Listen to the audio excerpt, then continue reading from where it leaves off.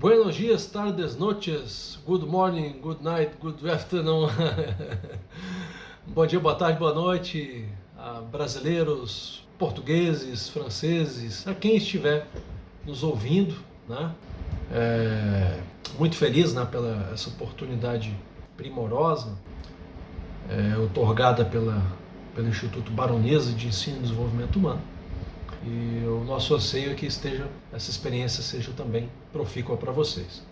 Bom, meus amigos e minhas amigas, né? Hoje é o nosso módulo 4, mas antes de a gente dar andamento, né, eu só queria retomar rapidinho o módulo anterior. Na última parte, né, nós falamos da importância da disciplina. Olha só que curioso, olha só que engraçado, que interessante, né? O Suassuna, por exemplo, Ariano Suassuna, ele gostava de escrever deitado. O Goethe, autor do Fausto, cheirava maçãs podres, né?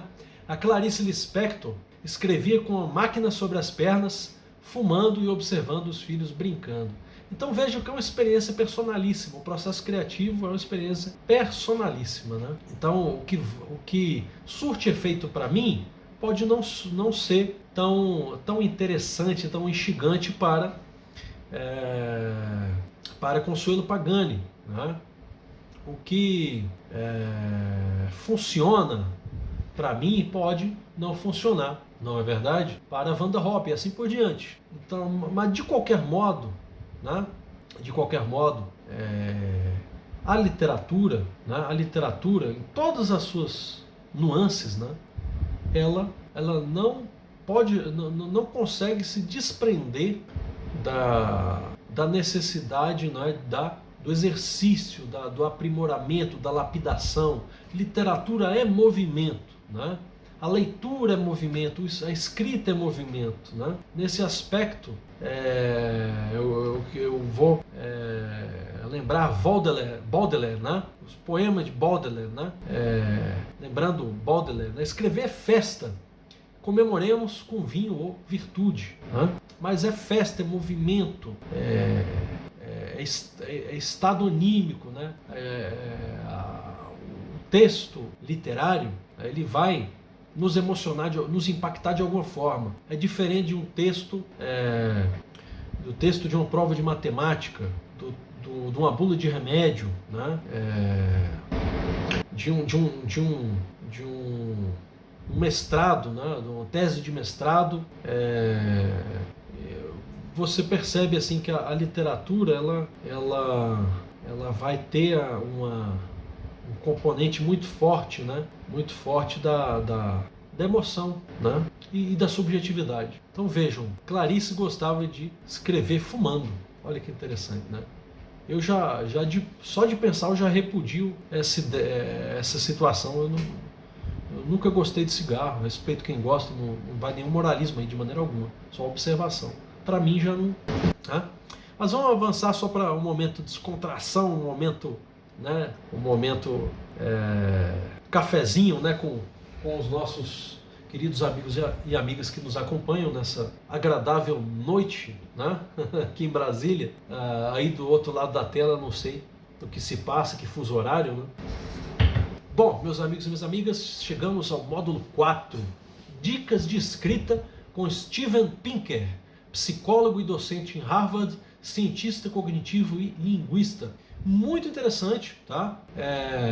Nós vamos aqui apresentar para vocês algumas propostas do referenciado autor buscando de fato uma escrita envolvente, criativa, uma escrita que gere interesse, que gere, utilizando o jargão contemporâneo dessa era de maximalismo digital, que gera engajamento, não é? E por que não? Por que a literatura não pode gerar engajamento? Claro que pode, né? Claro que pode. Então, primeiro, olha só a provocação que o Steven Pinker faz pra gente. Antigamente as pessoas escreviam melhor? Bom, ele já introduz uma questão bem polêmica, né?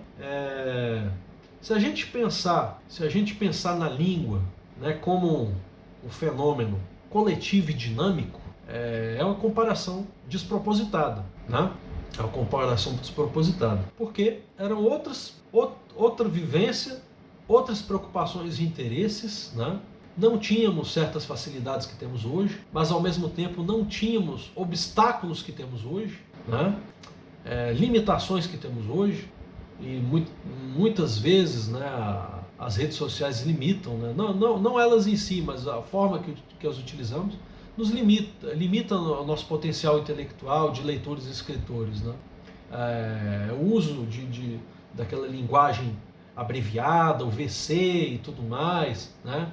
O descuido com a pontuação, com a ortografia, com a sintaxe, com o vernáculo, e a gente vai se descaracterizando, né? Então tem que ter muito cuidado. Então, na minha opinião, é uma comparação indevida, né? Porque em alguns aspectos é verdade que havia talvez maior frequência em bibliotecas porque não tinha computador. Sim, mas por outro lado não tinha computador. O computador facilita tantas coisas, né? Então temos que ter cuidado com essa memória seletiva, né? Porque antigamente não tinha isso, hoje tem. Mas antigamente tinha certas coisas que hoje não tem, né? Bom, agora, né, um pouco mais sério agora, né? Fuja do jargão de sua área de conhecimento. Que realmente nada mais aborrecedor um escritor, por exemplo, o escritor de uma determinada área ficar só repetindo: eu sou do direito, né? Todo mundo sabe que me conhece um pouco mais, ou acompanha minhas redes sociais, né, meus trabalhos, etc., sabe que eu sou formado em direito, mas nos meus textos literários, nem sempre, na verdade, poucas vezes vocês vão ver referências a terminologias jurídicas, vocábulos, né, expressões próprias do direito, chamado juridiquês, né? Na verdade, eu já fiz alguns aportes que eu já fiz, né, que eu mais gosto. Eles são jocosos, eles partem do direito, mas para desvirtuando, né, aquela seriedade do direito. Por exemplo, o iter criminis, né? O que é o iter criminis? É o caminho do crime, né? Todo o preparo, as fases que antecedem a consecução de um delito, quando um delito é consumado, é praticado, né? O homicídio, por exemplo, que leva a pessoa a matar alguém, tem a fase da preparação, de você separar a arma e tudo mais. Preparar, por exemplo, a emboscada, a armadilha, enfim, né? Eu fiz um poema, mas utilizando esse jargão para o jogo amoroso, né? O crime da sedução, né? E é um poema que foi bem a comunidade de leitores, né, academistas que participam, etc., gostou bastante, porque ele faz essa aproximação para o direito, mas de uma maneira leve, divertida, jocosa, né, sutil, como é da poesia, né? Como a poesia apraz fazer, não é? Então fuja do jargão de sua área de conhecimento. Não se limite pela sua formação. Busque outros livros, outros autores, outras referências, outros conhecimentos, não é? Eu, desde o segundo semestre do curso de Direito, eu já estava na biblioteca, só citando um exemplo, estava lendo Semiologia do Desejo, de Vará, estava lendo Castoriadis, Foucault, Sociologia, Linguística, Filosofia da Linguagem, né? Eu sempre gostei de fugir. Eu nunca quis ser estigmatizado como um samba de uma nota só. Realmente não é algo que me cativa. Eu prefiro, não é um ritmo mais eclético, né? Eu acho que um samba de uma nota só dá uma enjoadinha na gente, né? Bom, meus amigos, exemplo, né? Pérolas rabulísticas nas petições, sentenças, o distanciamento linguístico com o jurisdicionado, que é o cliente da justiça, né? Que tem os seus direitos, deveres e interesses, né? Então, assim, uma linguagem jurídica muito fechada, ela já obstaculiza, ela já impede, já dificulta o acesso à justiça, né? Então temos que ter cuidado com a tecnicidade, que é o uso excessivo da técnica, né? O uso excessivo da técnica afasta o leitor comum. Você vai atrair só leitores que têm aquele perfil que domine aquela linguagem, né? E às vezes esses mesmos eles vão te rechaçar porque querem algo novo, algo mais interessante, mais envolvente, né? Olha só alguns exemplos, pessoal. Ergástulo, para se referir à cadeia. Exordial, para se referir à denúncia. Né? Cônjuge superstite, já ouviram falar nisso aí? É viúva, parece um palavrão, né? Você é o cônjuge superstite. É o quê? Cártula chequica. Eu não recebi, eu tô sem fundos. Cártula chequica. Poxa. Aerópago é o tribunal. Tem audiência no aerópago. Parece que a gente voltou para a Grécia, né? Sem nenhum demérito. Eu adoro a cultura clássica, mas enfim, nós estamos falando de escrita criativa. Então, a escrita criativa, ela deve abarcar o quê? Várias possibilidades. Ela não pode se reduzir a um jargão, a um manual, a uma área de conhecimento. É livre, a escrita criativa é escrita livre, é escrita empoderada, né? Evite transformar verbos em substantivos. Olha só, essa frase, né? Olha esse aviso, vamos supor que tem um aviso na caixa do produto. O fechamento brusco da peça pode ocasionar a quebra de suas dobradiças. Parece que escreveu um tratado para explicar algo simples, não é? Por que não? Por que não eu reescrever e colocar assim, o fechamento brusco da peça pode quebrar suas dobradiças? Em vez de ocasionar a quebra, não é? Não é mais eficaz, não é mais palatável, mais interessante? Pinker chama esse tipo de substantivo de zumbi e traz uma boa sugestão, que é trazer todos de volta à vida verbal. Fechar a peça bruscamente pode quebrar suas dobradiças, em vez de o fechamento brusco da peça pode ocasionar, pode culminar a quebra de suas dobradiças. Diminua a distância entre palavras relacionadas entre si. Outra dica do Pinker. Lusíadas de Camões. Vamos citar o Lusíadas de Camões. Né? As armas e os... vejam que o seu amigo aqui, o seu colaborador aqui nesse curso de escrita criativa contemporânea, ele está trazendo referências de peso, né? Referências de grande valor e prestígio para vocês. Né? Então, os Lusíadas de Camões, vejam esse trecho aqui, esse é certo.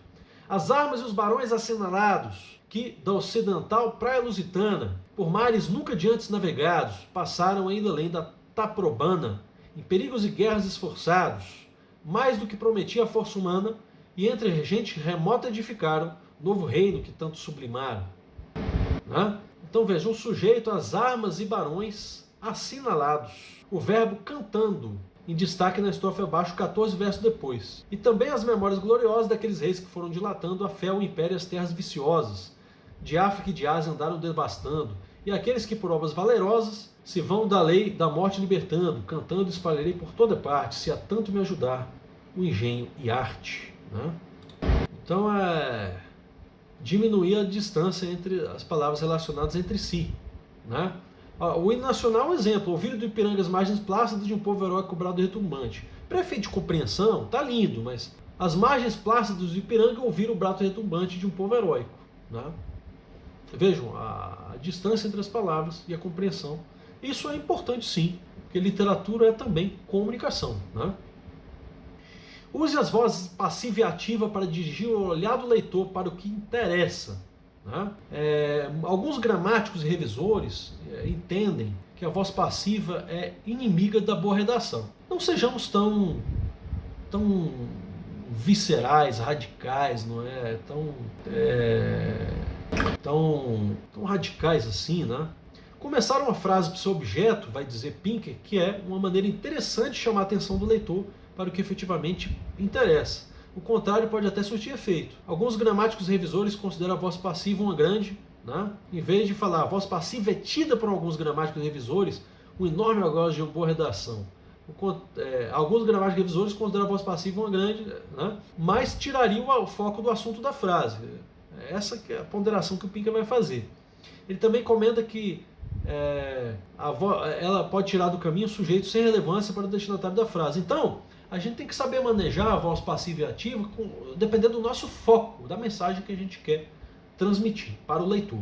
Né? Por exemplo, helicópteros foram levados ao local do incêndio. A gente não precisa saber quem são os pilotos. Né? Agora, uma coisa que ele observa, políticos e jornalistas têm essa noção e podem usar passiva para negligenciar o sujeito, quando na verdade conhecê-lo é assunto de interesse público. Como, por exemplo, 25 milhões foram desviados de uma empresa estatal. Quem desviou?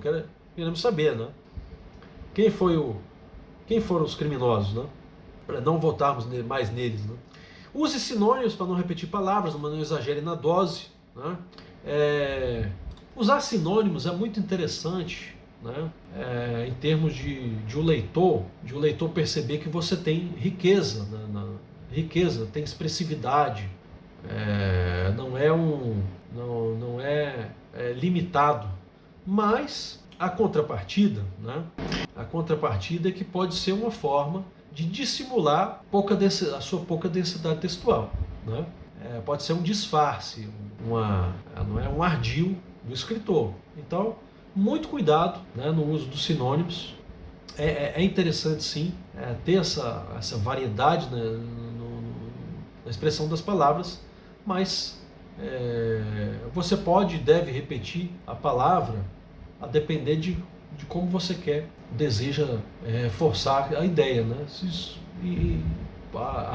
Aí sim pode repetir. E ficar variando o tempo todo também pode ser uma forma de dissimular a ausência ali de criatividade. Então, muito cuidado com o uso dos sinônimos para não gerar uma impressão que pode ser falsa ao leitor. E muita cautela com as ambiguidades sintáticas, né? A polícia cercou o ladrão do banco na Rua Santos, né? A dúvida emerge incontornável nesse caso. O ladrão do banco da Rua Santos foi cercado em uma localidade qualquer, ou o ladrão de um banco qualquer foi cercado na Rua Santos? Olha a ambiguidade, né? É complicado. Então a gente tem que ter realmente em literatura, né? Embora a gente tenha essa faceta da literatura ficcional, né? Um poeta, um cronista, um romancista que não é diligente no uso do vernáculo, do português, das boas diretrizes da comunicação e transmissão das mensagens, né? Ele vai perder credibilidade, vai perder força, vai perder densidade quanto aos leitores, diante do seu público leitor, né? Isso é muito perigoso, né? Isso a gente vê muito nas redes sociais, infelizmente. Não é nessa ilusão de forma rápida, né? O escritor novinho ali já tem 1 milhão de seguidores, etc, etc. Então a gente vê muito pessoas que se dizem escritores, mas cometendo erros crassos, né? Perdão, a gargantinha aqui, esse período seco de estiagem do nosso quadradinho de Brasília não é fácil não, né? Vai mais um pouco de água. Então, erros crassos, erros grotescos, erros inexcusáveis contra a nossa língua, praticados, repetidos, né? Por aqueles que se intitulam, se autoproclamam escritores. Graças ao quê? Aos aplausos fáceis das redes sociais, as curtidas, não é? Realmente gerando nesses jovens, né, incautos, a ideia é que estão no caminho certo, e não estão, né? Estão no caminho realmente, no caminho do ridículo, no caminho do desprestígio e do sucesso fácil, mas um sucesso que não vem acompanhado por mérito, né? Um sucesso artificial. Então a luta, o caminho, não é a batalha diária para se conquistar o status de um escritor criativo e contemporâneo é uma batalha laboriosa, uma batalha cercada de dificuldades, de artimanhas, de riscos e de enfrentamentos, né? Então, leiam bastante, leiam com qualidade. Leiam bastante no sentido de ler livros de qualidade, não é quantidade, volto a repetir. E se esmerem nos bons exemplos, né? Se esmerem nos bons exemplos. Esse é o fundamental, dos bons exemplos, da fruição das grandes obras literárias, é que vocês vão realmente encontrar os fundamentos da arte da escrita, né? Da arte da escrita criativa e contemporânea. Porque a escrita criativa, eu aproximo a escrita criativa da escrita contemporânea, que nós vivemos nessa era de experimentação da literatura, não foge disso, né? Então tivemos os modernistas foram fundamentais nesse redesenho da literatura, né? Fugindo dos arcaísmos ou dos academicismos. Então, o ambiente contemporâneo, intelectual contemporâneo, é o ambiente da experimentação, das formas linguísticas, né? E a escrita criativa, ela, por excelência, é, portanto, contemporânea. Tá? Então, quando eu falo de escrita criativa, eu estou falando, também, em última instância, estou falando, analogicamente, escrita contemporânea. Né? É uma escrita, né, que preza as tradições, que preza o clássico, mas não se limita ao clássico. Né? Ela tem referências no clássico, mas tem referências também no moderno, combina elementos, né? E assim a gente alcança o perfil do escritor criativo contemporâneo, que é o escritor, não é, que quer fugir das mesmices, que não quer ficar preso a uma escola, a um determinado viés, a um determinado horizonte de entendimento, mas ele quer alargar a sua compreensão e assim ter um espectro maior, uma abrangência maior nos seus textos, tanto no aspecto comunicativo, mas também no aspecto de mesclar, combinar e se relacionar com diversas linguagens, né, textuais ao longo da história. Bom, meus amigos e minhas amigas, esse foi o nosso módulo 4, né? Nosso módulo 4. Espero que vocês tenham apreciado e a referência está aqui. Guia de Escrita, Steven Pinker. Como conceber um texto com clareza, precisão e elegância. Né? Alguns elogios a essa obra. O New York Times: inquieto, inventivo, corajoso e malicioso.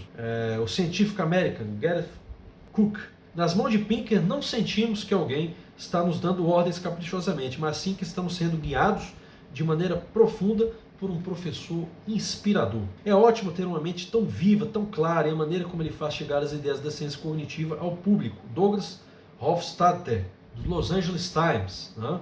The Guardian: um cuidadoso guia prático e moderno para pessoas que pensam que sabem escrever bem, mas que estão dispostas a acreditar que poderiam escrever melhor. É disso que se cuida, é esse o nosso foco. Né? Se escrevemos bem, que bom, que interessante, mas se podemos evoluir, aperfeiçoar, lapidar os nossos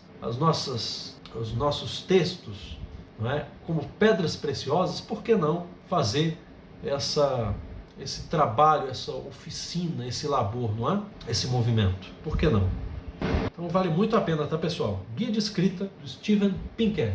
Esse foi o nosso módulo 4, até daqui a pouco com o módulo derradeiro, o módulo último, módulo 5 do nosso curso de escrita criativa e contemporânea. Gratidão, meus amigos e minhas amigas, e até logo mais.